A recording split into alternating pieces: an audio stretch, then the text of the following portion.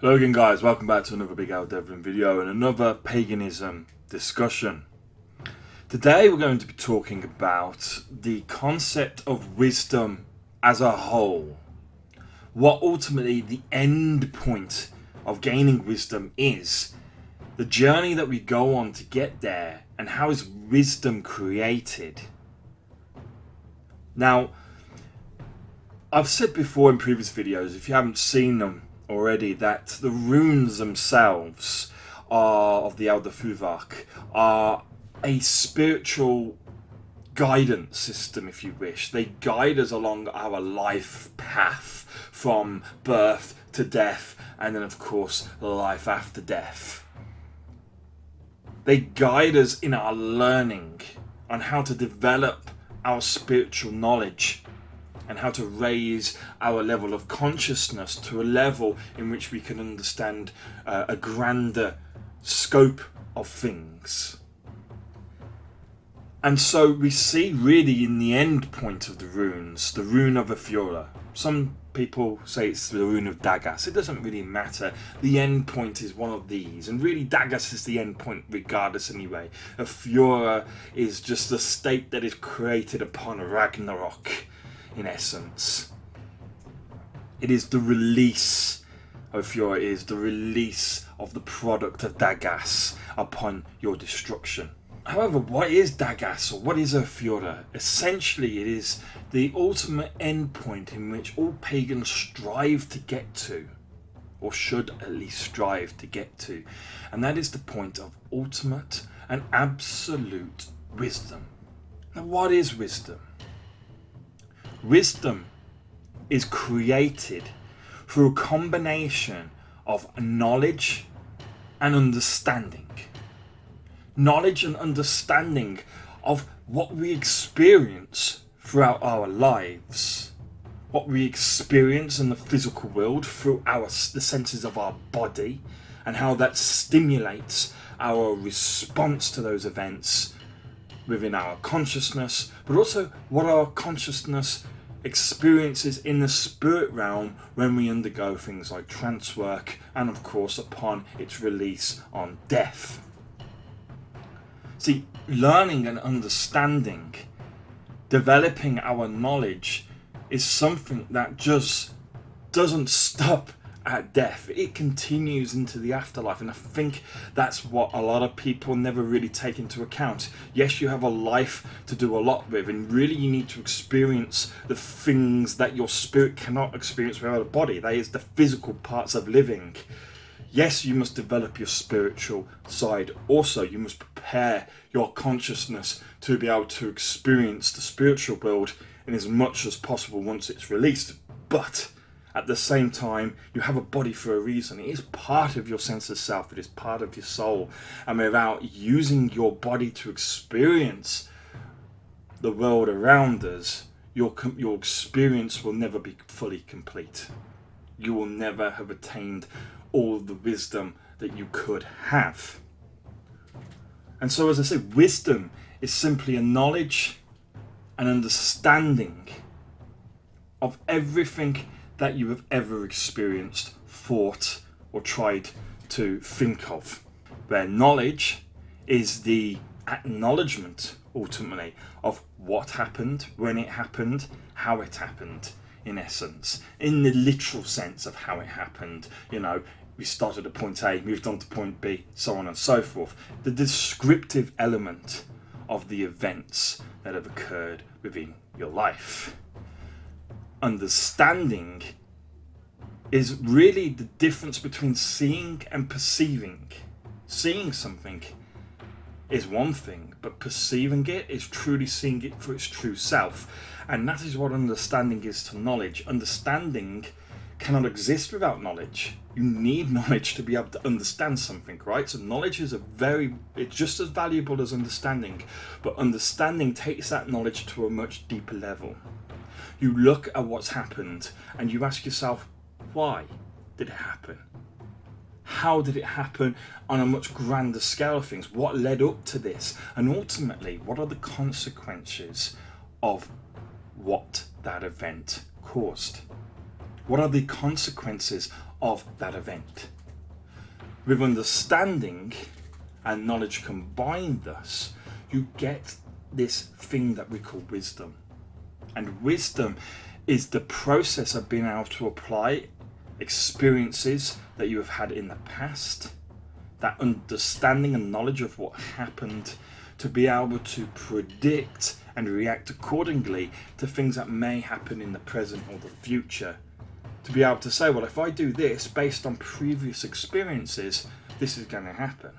Okay? Having that strong knowledge and understanding together and applying it, that is the state of wisdom. And you cannot develop wisdom without experience, without life experiences.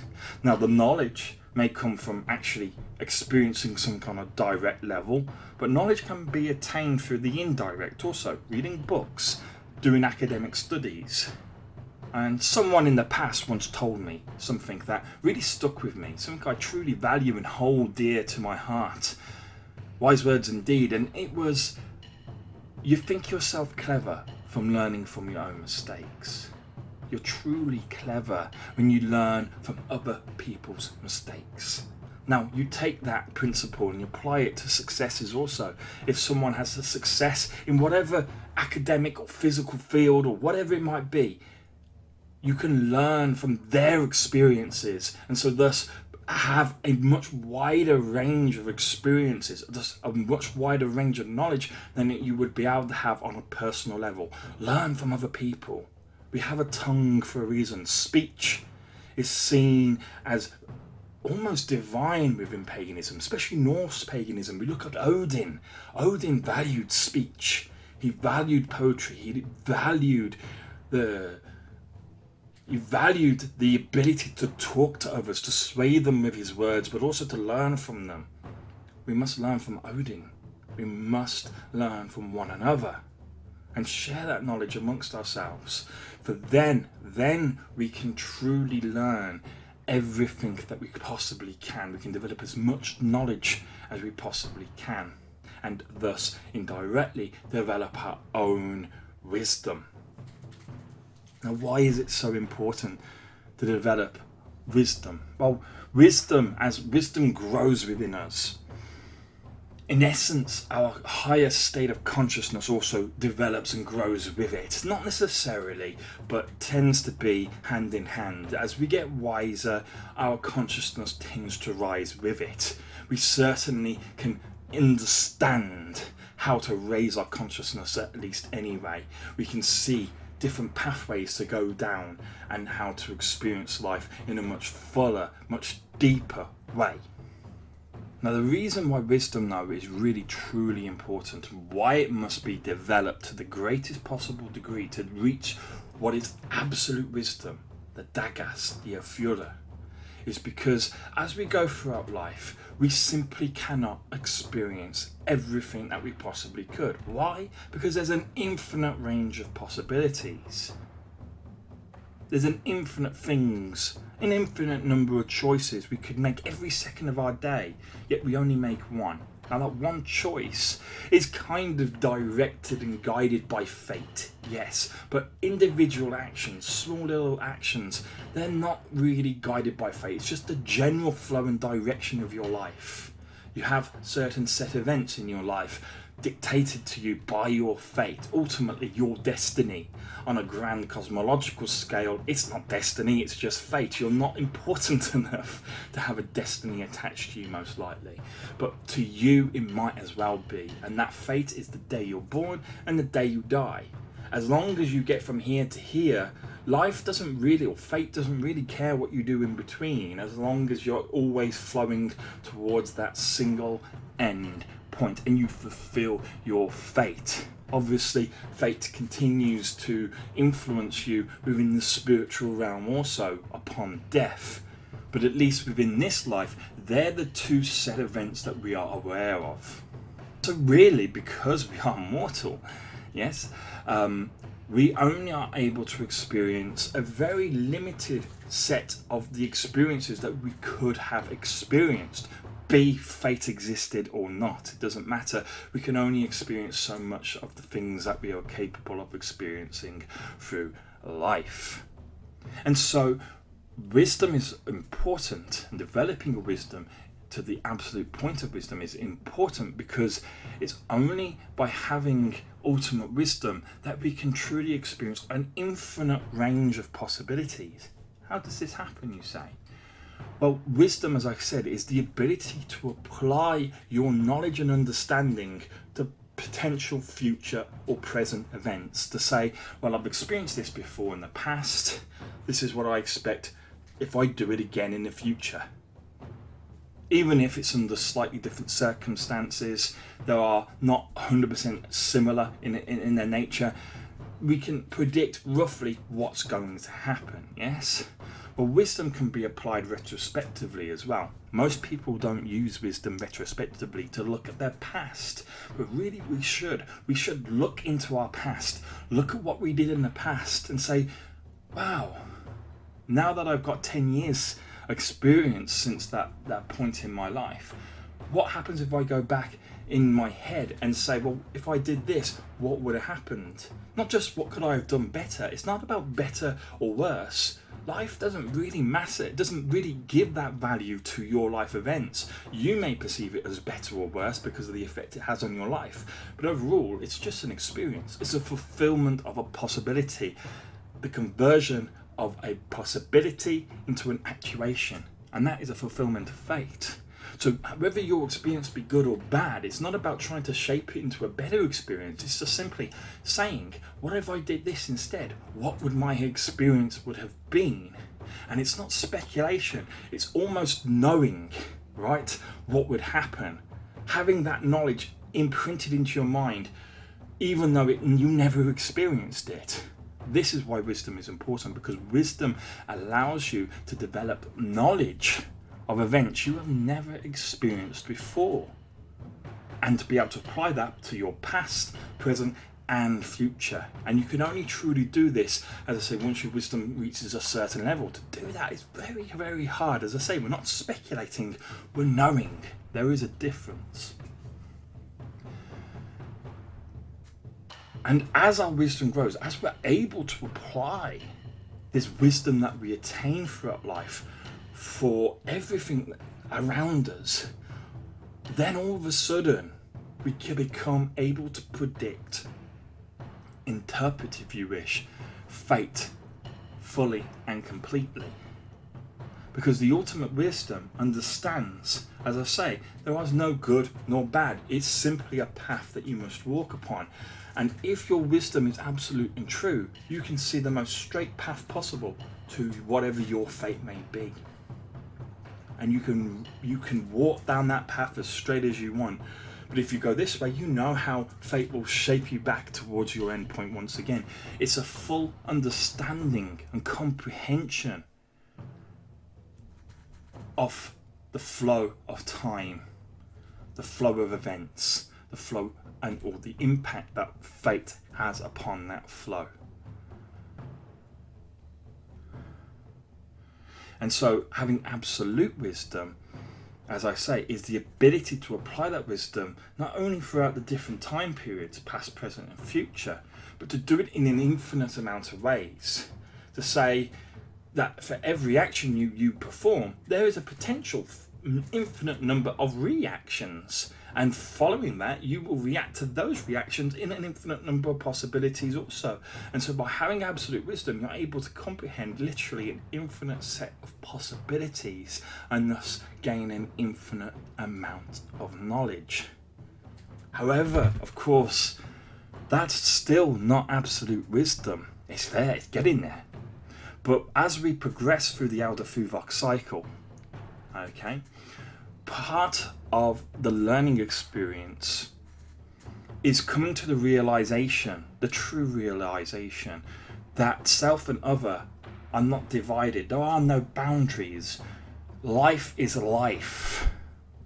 And you are not different to anything else around you. In essence, we are all simply creations of life coexisting with itself. And once you divide those boundaries down, ultimate wisdom is not only applying that wisdom to yourself, but to every sense of other that is around you also. And that's where the true infinite set of knowledge comes from. You can experience everyone else's experiences by simply analysing everything around them and everything they do and everything they could have done or did not do.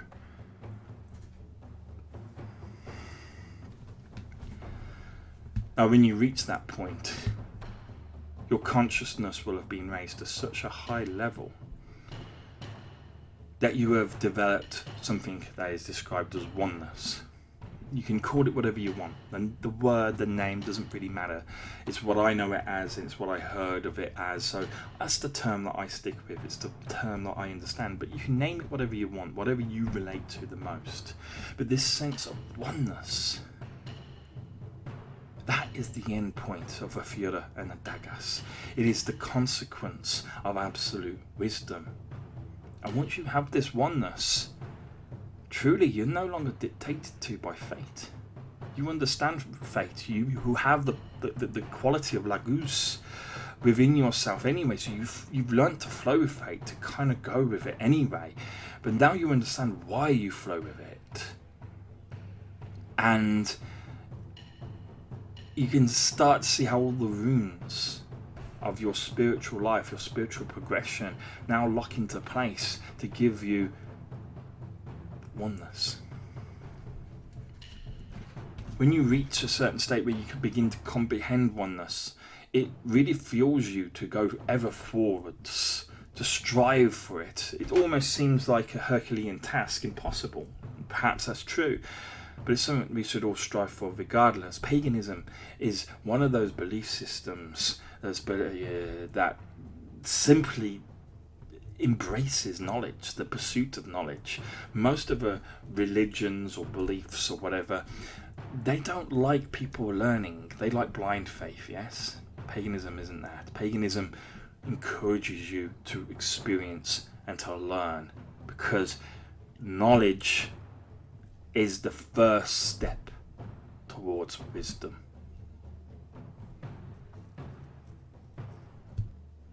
And wisdom is the final step towards that state of oneness that we must all try to pursue. Thank you.